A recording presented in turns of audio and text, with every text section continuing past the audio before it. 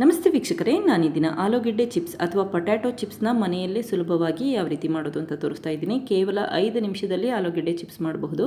ಮಕ್ಕಳಿಗೆ ತುಂಬ ಇಷ್ಟ ಆಗುತ್ತೆ. ಹೊರಗಡೆ ಅಂಗಡಿಯಲ್ಲಿ ತಿನ್ನಿಸೋದಕ್ಕಿಂತ ಈ ರೀತಿ ಮನೆಯಲ್ಲೇ ಮಾಡಿಕೊಡಿ, ಹೆಲ್ದಿಯಾಗೂ ಕೂಡ ಇರುತ್ತೆ. ಹಾಗೆ ನಿಮಗೆ ಈ ವಿಡಿಯೋ ಇಷ್ಟ ಆದರೆ ಪ್ಲೀಸ್ ವಿಡಿಯೋನ ಲೈಕ್ ಮಾಡಿ, ನನ್ನ ಚಾನಲ್ಗೆ ಸಬ್ಸ್ಕ್ರೈಬ್ ಮಾಡಿ. ಈಗ ಆಲೂಗೆಡ್ಡೆ ಚಿಪ್ಸ್ ಎಷ್ಟು ಗರಿಗರಿಯಾಗಿದೆ ಅಂತ ತೋರಿಸ್ತಾ ಇದ್ದೀನಿ. 5 ನಿಮಿಷದಲ್ಲಿ ಈ ಆಲೂಗೆಡ್ಡೆ ಚಿಪ್ಸ್ನ ಮಾಡಿಟ್ಟಿದ್ದೀನಿ. ನೋಡಿ ಎಷ್ಟು ಗರಿಗರಿಯಾಗಿದೆ. ಈಗ ಆಲೂಗೆಡ್ಡೆ ಚಿಪ್ಸ್ ಯಾವ ರೀತಿ ಮಾಡೋದು ಅಂತ ನೋಡ್ಕೊಳ್ಳೋಣ ಬನ್ನಿ. ನಾನಿಲ್ಲಿ 2 ಆಲೂಗೆಡ್ಡೆ ತೊಗೊಂಡಿದ್ದೀನಿ, ನೀರಲ್ಲಿ ತೊಳೆದಿಟ್ಕೊಂಡಿದ್ದೀನಿ. ಈಗ ಆಲೂಗೆಡ್ಡೆ ಸಿಪ್ಪೆನ ತೆಗೆದಿಟ್ಕೊಳ್ತಾ ಇದ್ದೀನಿ.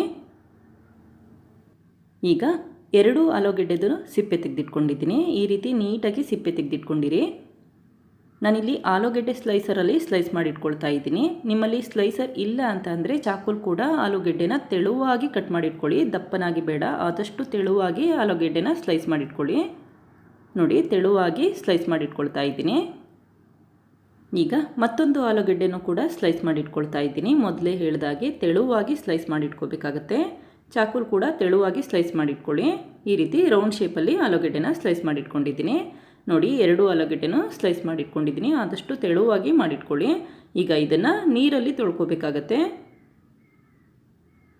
ಈ ರೀತಿ ಆಲೂಗೆಡ್ಡೆನ ಸ್ಲೈಸ್ ಮಾಡಾದಮೇಲೆ ನೀರಲ್ಲಿ ತೊಳ್ಕೊಳ್ಳಿ. ಮೊದಲು ಆಲೂಗೆಡ್ಡೆನ ಒಂದು ಬಾರಿ ತೊಳೆದಿಟ್ಟಿದ್ದೆ. ಸಿಪ್ಪೆ ತೆಗೆಯೋದಕ್ಕಿಂತ ಮುಂಚೆ ಒಂದು ಸಾರಿ ತೊಳೆದಿಟ್ಕೊಂಡು ಸಿಪ್ಪೆ ತೆಗೆದಿಟ್ಕೊಂಡಿದ್ದೆ. ಈಗ ಸ್ಲೈಸ್ ಮಾಡಾದಮೇಲೆ ಈ ರೀತಿ ನೀರಲ್ಲಿ ತೊಳ್ಕೊಳ್ತಾ ಇದ್ದೀನಿ. ನೀರಿನ ಬಣ್ಣ ನೋಡಿ ಬದಲಾಗಿದೆ.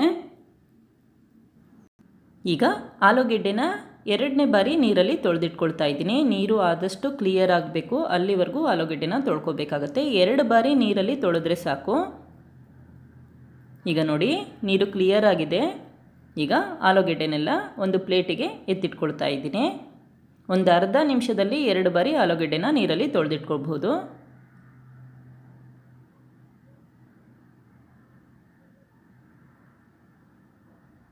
ಈಗ ಒಂದು ಬಿಳಿ ಬಟ್ಟೆ ಮೇಲೆ ಆಲೂಗೆಡ್ಡೆನ ಈ ರೀತಿ ಸ್ಪ್ರೆಡ್ ಮಾಡ್ಕೊಳ್ತಾ ಇದ್ದೀನಿ.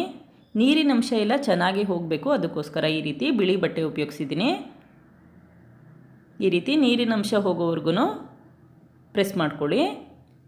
ನಿಮ್ಮಲ್ಲಿ ಟಿಶ್ಯೂ ಪೇಪರ್ ಇದ್ದರೆ ಅದನ್ನು ಕೂಡ ಉಪಯೋಗಿಸಬಹುದು. ನೋಡಿ, ನಾನಿಲ್ಲಿ ಬಿಳಿ ಬಟ್ಟೆಯಲ್ಲಿ ಒರೆಸಿಟ್ಕೊಳ್ತಾ ಇದ್ದೀನಿ. ಟಿಶ್ಯೂ ಪೇಪರ್ ಇಲ್ಲ ಅಂತ ಅಂದರೆ ಈ ರೀತಿ ಬಿಳಿ ಬಟ್ಟೆ ಉಪಯೋಗಿಸ್ಕೊಂಡು ಆಲೂಗೆಡ್ಡೆನ ಡ್ರೈ ಮಾಡ್ಕೊಳ್ಳಿ. 1 ನಿಮಿಷದಲ್ಲೆಲ್ಲ ಆಲೂಗೆಡ್ಡೆನ ಒರೆಸಿಟ್ಕೋಬಹುದು. ಈ ರೀತಿ ಎಲ್ಲ ಆಲೂಗೆಡ್ಡೆನೂ ಡ್ರೈ ಮಾಡಿಟ್ಕೊಂಡ್ರೆ ಸಾಕು. ಆದಷ್ಟು ನೀರಿನಂಶ ಇಲ್ಲದೇ ಇರೋ ರೀತಿ ಒರೆಸಿಟ್ಕೊಂಡ್ರೆ ಸಾಕು. ಈಗ ಎಣ್ಣೆ ಕಾಯ್ಲಿಕ್ಕಿಟ್ಟಿದ್ದೆ. ಎಣ್ಣೆ ಕಾದ ನಂತರ ಆಲೂಗೆಡ್ಡೆ ಸ್ಲೈಸಸ್ಗಳನ್ನ ಹಾಕ್ಕೊಳ್ತಾ ಇದ್ದೀನಿ. ಎಣ್ಣೆ ಕಾದ ಮೇಲೆ ಉರಿನ ಲೋ ಫ್ಲೇಮಲ್ಲಿ ಇಟ್ಕೊಂಡು ಆಲೂಗೆಡ್ಡೆನ ಫ್ರೈ ಮಾಡ್ಕೋಬೇಕಾಗತ್ತೆ. ಹೈ ಫ್ಲೇಮ್ ಅಥವಾ ಮೀಡಿಯಮ್ ಫ್ಲೇಮಲ್ಲಿ ಆಲೂಗೆಡ್ಡೆ ಚಿಪ್ಸ್ನ ಫ್ರೈ ಮಾಡಿಕೊಂಡ್ರೆ ಅಷ್ಟು ಕ್ರಿಸ್ಪಿಯಾಗಿ ಬರಲ್ಲ, ಸಾಫ್ಟಾಗಿರುತ್ತೆ. ಆದ್ದರಿಂದ ಆದಷ್ಟು ಲೋ ಫ್ಲೇಮಲ್ಲಿ ಇಟ್ಕೊಂಡೆ ಆಲೂಗೆಡ್ಡೆ ಚಿಪ್ಸ್ನ ಫ್ರೈ ಮಾಡ್ಕೊಳ್ಳಿ. ಈ ರೀತಿ ಆಲೂಗೆಡ್ಡೆ ಚಿಪ್ಸ್ ಗೋಲ್ಡನ್ ಕಲರ್ ಬಂದಿರಬೇಕು, ಆವಾಗಷ್ಟೇ ತೆಗೆದಿಟ್ಕೊಳ್ಳಿ. ಈಗ ಆಲೂಗೆಡ್ಡೆ ಚಿಪ್ಸ್ ರೆಡಿ ಆಗಿದೆ, ತೆಗೆದಿಟ್ಕೊಳ್ತಾ ಇದ್ದೀನಿ. ಇದೇ ರೀತಿ ಎಲ್ಲ ಆಲೂಗೆಡ್ಡೆನೂ ಫ್ರೈ ಮಾಡಿಟ್ಕೊಂಡಿದ್ದೀನಿ. ನೋಡಿ, ಎಣ್ಣೆ ಜಾಸ್ತಿ ಹೀರ್ಕೊಂಡಿಲ್ಲ. ನಾವು 2 ಆಲೂಗೆಡ್ಡೆ ಚಿಪ್ಸ್ನೂ ಕೂಡ ಮಾಡಿಟ್ಕೊಂಡಿದ್ದೀನಿ. ಆದರೂ ಕೂಡ ಎಣ್ಣೆ ಎಷ್ಟು ತೊಗೊಂಡಿದ್ದೆ ಅಷ್ಟೇ ಎಣ್ಣೆ ಉಳಿದಿದೆ. ಈಗ ಒಂದು ಬಟ್ಲಿಗೆ ಅರ್ಧ ಟೇಬಲ್ ಸ್ಪೂನ್ ಉಪ್ಪು ಹಾಕಿದ್ದೀನಿ. ನಂತರ ಅರ್ಧ ಟೇಬಲ್ ಸ್ಪೂನ್ ಅಚ್ಚ ಖಾರದ ಪುಡಿ ಹಾಕಿ ಮಿಕ್ಸ್ ಮಾಡ್ಕೊಳ್ತಾ ಇದ್ದೀನಿ. ಈಗ ಫ್ರೈ ಮಾಡಿರುವಂಥ ಆಲೂಗೆಡ್ಡೆ ಚಿಪ್ಸ್ಗಳ ಮೇಲೆ ಉಪ್ಪು ಮತ್ತು ಖಾರದ ಪುಡಿ ಮಿಶ್ರಣನ ಸ್ಪ್ರಿಂಕಲ್ ಮಾಡ್ಕೊಳ್ತಾ ಇದ್ದೀನಿ. ಈ ರೀತಿ ಮೊದಲು ಸ್ಪೂನಲ್ಲಿ ಉದುರಿಸ್ಕೊಳ್ಳಿ, ನಂತರ ಕೈಯಲ್ಲಿ ಮಿಕ್ಸ್ ಮಾಡ್ಕೋಬೇಕಾಗತ್ತೆ. ಎಲ್ಲ ಕಡೆ ನೀಟಾಗಿ ಖಾರದ ಪುಡಿ ಮತ್ತು ಉಪ್ಪು ಎಲ್ಲ ಆಲೂಗೆಡ್ಡೆ ಚಿಪ್ಸ್ಗಳಿಗೂ ಹರಡಬೇಕು. ಆ ರೀತಿ ಸ್ಪ್ರಿಂಕಲ್ ಮಾಡಿಕೊಂಡು ಈ ರೀತಿ ಕೈಯಲ್ಲಿ ಮಿಕ್ಸ್ ಮಾಡ್ಕೊಳ್ಳಿ. ಖಾರದ ಪುಡಿ ಬೇಡ ಅಂತಂದರೆ ಬರೀ ಉಪ್ಪನ್ನೇ ಉದುರಿಸ್ಕೋಬಹುದು. ತುಂಬಾ ರುಚಿಯಾಗಿರುತ್ತೆ. ಹಾಗೆ ಅಂಗಡಿಯಲ್ಲಿ ತಿಂದಿರ್ತಿರಲ್ಲ ಚಿಪ್ಸ್, ಅದೇ ರೀತಿ ಇರುತ್ತೆ. ಈಗ ಆಲೂಗೆಡ್ಡೆ ಚಿಪ್ಸ್ ರೆಡಿಯಾಗಿದೆ. ಇದನ್ನೀಗ ಸರ್ವ್ ಮಾಡ್ಕೊಳ್ತಾ ಇದ್ದೀನಿ. ನೋಡಿ, ಖಾರದ ಪುಡಿ ಮತ್ತು ಉಪ್ಪು ಎಲ್ಲ ಆಲೂಗೆಡ್ಡೆ ಚಿಪ್ಸ್ಗಳಿಗೂ ಚೆನ್ನಾಗಿ ಅಂಟ್ಕೊಂಡಿದೆ.